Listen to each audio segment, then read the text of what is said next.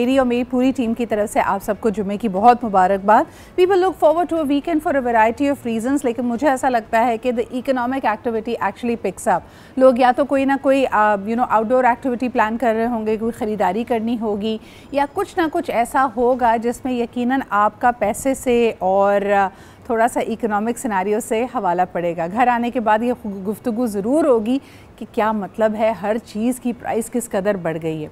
बहरहाल जी वापस आते हैं और आपको बताते चले कि इस वक्त एक अच्छी ख़बर ये है कि पाकिस्तान के बिज़नेस सेक्टर में तमाम तिजारती हलकों में ये समझा जा रहा है कि पाकिस्तान के हवाले से इन्वेस्टमेंट और बिज़नेस अपॉर्चुनिटीज़ को लेकर जो ओवरऑल सेंटिमेंट है वो काफ़ी हद तक इम्प्रूव हुआ है।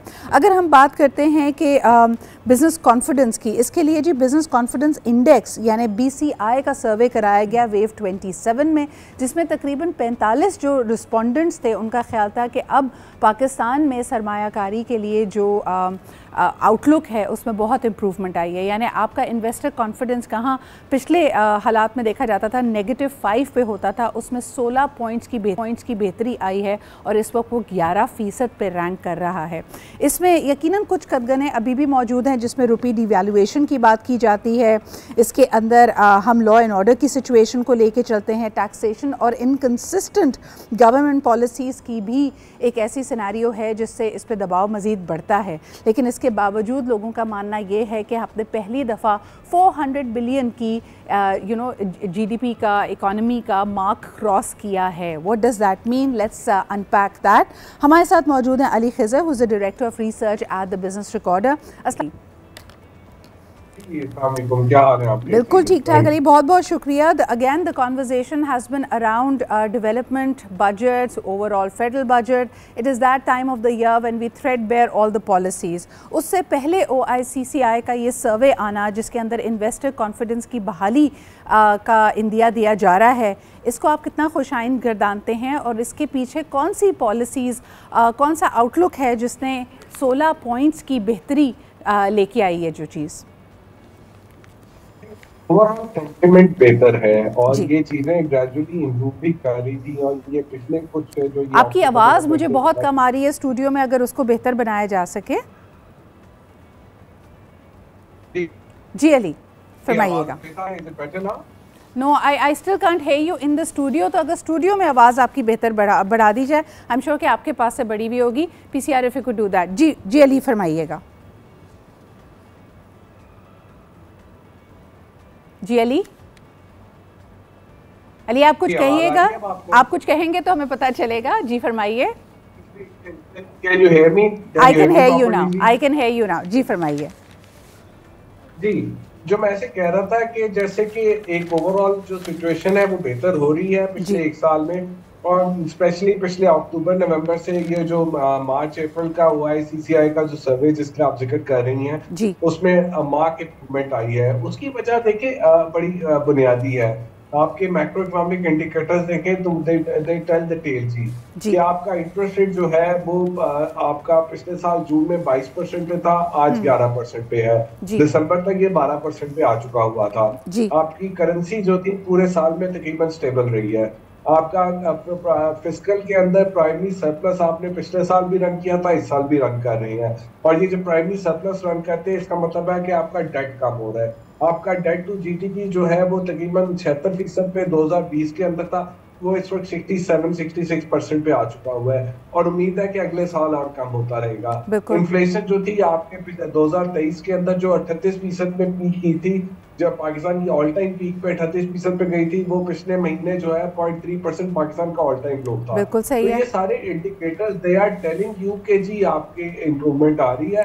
हाउएवर अभी तक आपकी ग्रोथ नहीं आई है, आपकी एम्प्लॉयमेंट नहीं आई है, आपकी इन्वेस्टमेंट नहीं आई है, पर उसमें ये सेंटिमेंट्स कुछ इंप्रूव हो रहे हैं, कुछ चीजें हो रही हैं। तो इससे एक्सपेक्टेड है कि अब अगले साल आपकी जो इस साल आप देखें तो ग्रोथ जो इसके नंबर थोड़े से आखिरी क्वार्टर के अंदर मेरे ख्याल में एग्जैजरेट किए गए हैं, जो बाद में जो कि रिवाइज होंगे, जिसको कुछ लोग फर्ज भी कहते हैं, बट मैं कहूँगा एग्जैजरेट किए हैं। तो वो इसमें 2.7% की ग्रोथ आपकी इस साल की प्रोविजनल दिखाई है। अगले साल आप 3-3.5% की ग्रोथ पे चले जाएंगे।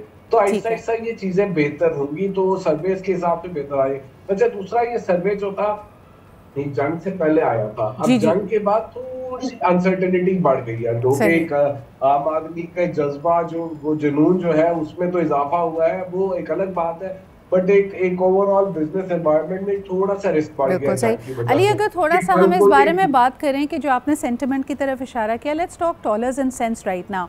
इस वक्त आने वाले बजट से एक दफ़ा फिर एक्सपेक्ट किया जा रहा है कि जो तनख्वाहदार तबका है, salaried class, is going to bear the brunt of it. IMF ने एक दफ़ा फिर इंडिकेशन दी है कि टैक्सेस को बढ़ाया जाए, और दूसरी तरफ हम देखते हैं कि नेशनल असेंबली के पैनल ने एक दफ़ा फिर FBR को कहा है कि जल्द अज जल्द टैक्स रिफंड्स को एक्सपेडाइट किया जाए। जिस तरफ आपने भी इशारा दिया कि the rupee continues to depreciate despite the fact that there has been a global drop in the dollar index. थोड़े से हमारे सेंटिमेंट्स बेहतर हुए। स्टेट बैंक ऑफ पाकिस्तान के रिजर्व्स IMF की ट्रांश आने के बाद बेहतरी की तरफ गई है, और अभी भी UAE की तरफ से जो लोन आने वाला है वो 31 मई तक $1 बिलियन का इजाफा करेगा। क्या आप समझते हैं कि टैक्सेस और जो एक्चुअल जो फिस्कल रियलिटीज़ हैं उससे हम कैसे नेविगेट करेंगे इन द कमिंग मंथ्स? जी, बड़ा आपका अच्छा सवाल है इसमें कि हम किस तरह से इसको नेविगेट करेंगे। देखिए जी, सैलरी के ऊपर कोई नया टैक्स तो नहीं लगता। शायद होगा कि उस पर ये जो सरचार्ज है 10% का, जो वो हटा दे। शायद होगा कि जो आपका कॉर्पोरेट के ऊपर सुपर टैक्स है उसको थोड़ा कम कर दें। जी इसमें बहरहाल बढ़ाया नहीं जाएगा। बाकी ये कहा जा रहा है कि जी नए टैक्सेस आएंगे, रिटेलर से कलेक्ट करेंगे, इधर से कलेक्ट करेंगे, उधर से करेंगे। मेरे जी ख्याल में ये बातें जो है वो एक ऐसी हैं, बट जो राइट के करेंसी पे थोड़ा सा प्रेशर है। जी आपने बिल्कुल ठीक कहा कि डॉलर डेप्रिशिएट कर रहा है इंडेक्स, तो PKR is depreciating more against euro और पाउंड और जापानीज येन और दूसरे ट्रेडिंग पार्टनर्स। इससे हमारे यहाँ मुख्तलिफ चीजों की कीमतों में इजाफा होगा। बिल्कुल लेकिन सही। एक बड़ी एक फर्क बात इस बजट में करने आ रही है, वो इसके अंदर पाकिस्तान के अंदर एक नेशनल टैरिफ पॉलिसी लेके आ रही है। उस नेशनल टैरिफ पॉलिसी का मतलब है कि हम इंपोर्ट के ऊपर जो हम टैक्स लगाते हैं और हम अपने डोमेस्टिक सेक्टर को प्रोटेक्शन कम कर देते हैं, उसको कम करने जा रहे हैं। इसका मतलब है कि जो चीजें बाहर से मंगवाते हैं जो महंगी होती है ड्यूटी की वजह से, वो सस्ती हो जाएंगी, और वो सस्ती हो जाएंगी तो जो डोमेस्टिक के अंदर जो प्रोडक्शन है वो उसको चैलेंज आएगा कि अगर वो कंपेटिटिव नहीं होगी। तो ऑटोमोबाइल सेक्टर में देखिएगा कि आहिस्ता आहिस्ता अगले कुछ सालों में इंपोर्टेड गाड़ियां सस्ती हो जाएंगी, लोकल पे भी टैक्सेस कम हो गए और लोकल गाड़ियों के साथ साथ इंपोर्टेड गाड़ियां बढ़ लेकिन अली, जाएंगी। कल ही मैं इस इसके तरह ऊपर एक, सॉरी आपकी बात काट रही हूँ, लेकिन क्योंकि आपने ऑटोमोबाइल्स का जिक्र किया, there are factors and there are traders and there are segments of industry that will want to use this opportunity to their advantage. कल परसों ये बात की जा रही थी कि पाकिस्तान में 3 साल पुरानी गाड़ी इंपोर्ट करने की इजाज़त होती है। IMF की तरफ से एक हरी झंडी दिखा दी गई है कि 5 साल पुरानी गाड़ी भी हो तो उसको इंपोर्ट किया जा सकता है। एंड इन माई ओपिनियन, अगर मैं इसको ग्लोबल मैक्रो से कनेक्ट करती हूँ, of course they are aiming for net zero, they are moving towards an electronic vehicle policy. तो वो तो गजलर्स को या जो अनसस्टेनेबल व्हीकल्स हैं, they want to get rid of them. So is Pakistan once again going to become a dumping ground? ये जो automobile की आपने बात की। दूसरी तरफ जो जहाँ पे हम ट्रेडिशनली देखते हैं कि पाकिस्तानी ट्रेडर या इन्वेस्टर या कैपिटल होल्डर इन्वेस्ट करता है, कल मैं देख रही हूँ कि आबाद, which is the association of builders and developers, उन्होंने भी एक 15 साला पॉलिसी को रेकमेंड किया है गवर्नमेंट को, ताकि एक दफ़ा फिर रियल एस्टेट मार्केट को थोड़ा सा उठाया जा सके, उसकी तरफ इन्वेस्टर को लाया जाए। इन दोनों पे मैं चाहूँगी कि आप कमेंट करें। देखिए जी, बिल्कुल आपकी बात ठीक है कि हमारी पुरानी गाड़ियों को ये खोलना चाह रहे हैं। जो प्राइम मिनिस्टर हाउस के अंदर लोग बैठे हैं, जो नेशनल टैरिफ पॉलिसी बना रहे हैं, उनका इरादा तो यह है कि गाड़ियों की इंपोर्ट कितनी भी पुरानी हो, 10 साल पुरानी कोई मंगवाना चाहे मंगवा ले, उसको यहाँ पे रिकंडीशन करे, रिकंडीशन करने के बाद इधर भेजे या रीएक्सपोर्ट करे, जो भी करना है वो करे, तो उससे नेचुरली डंपिंग ग्राउंड बनेगा। लेकिन उससे ये होगा कि लोगों को सस्ती गाड़ियां भी मिलेंगी और यहाँ पे कंपटीशन भी आएगा। तो इस बोथ वे देखा जा सकता है इसको।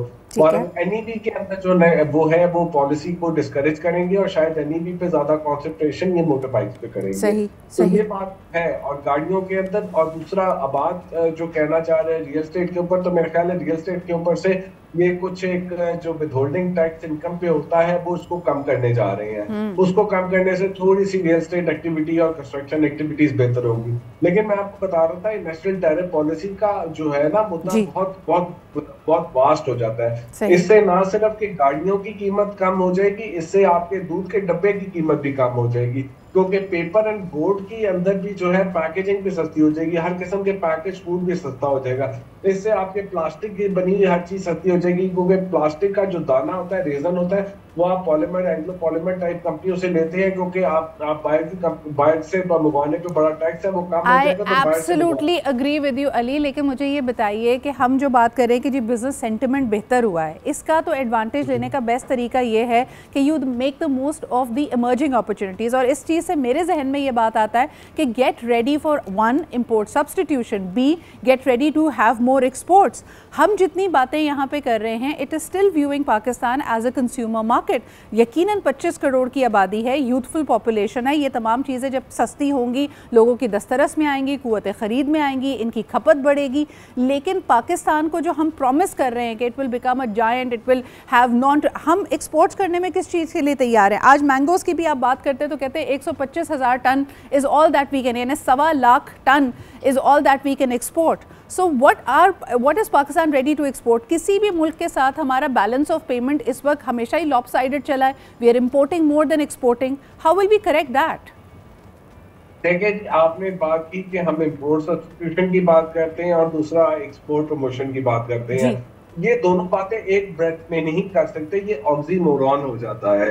ये हमारे यहाँ बड़ी एक पॉलिसी के अंदर ये बड़ी एक फुकदान है कि हम एक ही ब्रेथ में इंपोर्ट सब्स्टिट्यूशन और एक्सपोर्ट प्रमोशन की बात करते हैं। there are two different set of policies, there are different set of thinking to have those kind of policy. You cannot run the both at the same time. Pakistan में पिछले 50-60 सालों में import substitution की policy बहुत शदीद तरीके से implement होती रही है।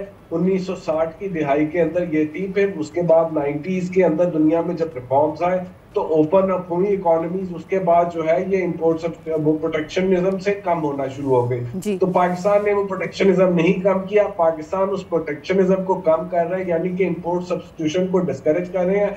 और हम ये नहीं करेंगे कौन है, क्योंकि इंपोर्ट सब्स्टिट्यूशन में हम कहते हैं कि वी सिलेक्ट कि जी ये विनर है, कि हमने सिलेक्ट किया कि जो प्लास्टिक का दाना बनाने वाला विनर है, गाड़ी बनाने वाला विनर है, पैकेजिंग फूड बनाने वाला विनर है, ये हमने सिलेक्ट किया। जब हम ये ड्यूटियां खत्म कर देते हैं या कम कर देते हैं तो उसके बाद we don't select the winner, let the best one to get the prize.